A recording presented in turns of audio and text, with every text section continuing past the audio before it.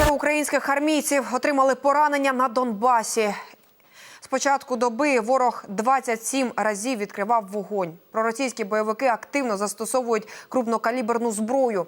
Під обстріли потрапили Новотошківське, Кримське та Жовте. З протитанкового ракетного комплексу обстріляли Новоолександрівку. З різних видів озброєння противник також вів вогонь по позиціях в районі Авдіївки та шахти Бутівка.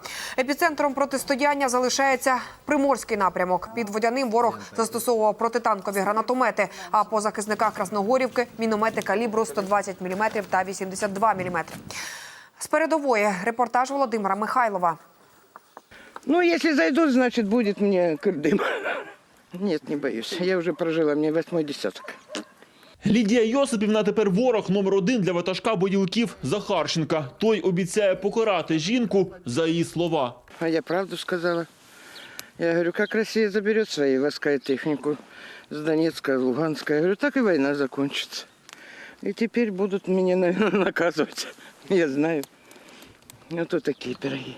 Правда, ватажки бойовиків карають всіх місцевих вже 3 роки поспіль. Жінка згадує, як осколок від міни прошив її руку і як мчала скривавлена на стареньких «Жигулях» у лікарню.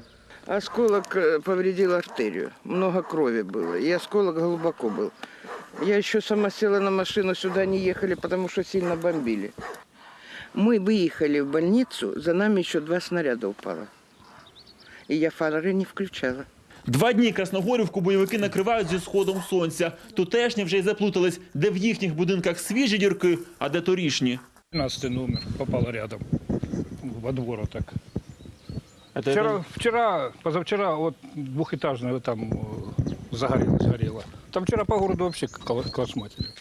Пан Микола сьогодні ризикнув і вперше від літа вивів корів на пасовище. Запаси сіна скінчилися, однак терористи його плани підкоригували.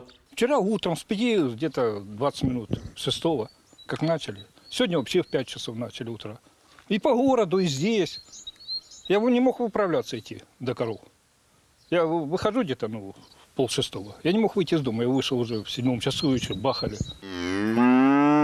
Знайомтесь, це теля Яна. Випасають її прямо навпроти снайперських позицій бойовиків. Господарі кажуть, діватися нікуди, навколо поля всі заміновані. Серед місцевих без втрат і поранень. А от армієць Ігор Шапошник вчора загинув від мінометних осколків. Хлопцю було всього 18.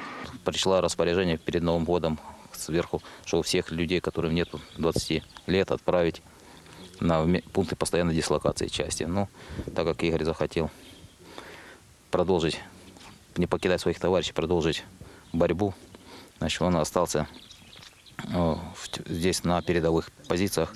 Гатять терористи із сусідньої Старомихайлівки. Більша частина мін і снарядів прилітає по житлових кварталах. Хоча з цієї 9-поверхівки, де сидять коригувальники терористів, вся Красногорівка як на долоні.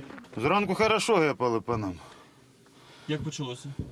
Ну, почалося так, спочатку стрілкотня, а потім вже почалися танчики по нам. Танки виїжджають? Сьогодні танчик по нам бив, да. Один скільки? Вчора танк, він один виїжджає десь из шахты и начинает по нам ложить. По звуку слушаем, куда он летит, допустим. Бывает так, что слышно, что пролетает над нами там. Ну, то есть... І летить все в город? Да, в город зачастую. Ймовірно, терористи хочуть помститися саме місцевим за їхню українську позицію. Володимир Михайлов, Артур Торович, Микола Назаров. Факти ICTV.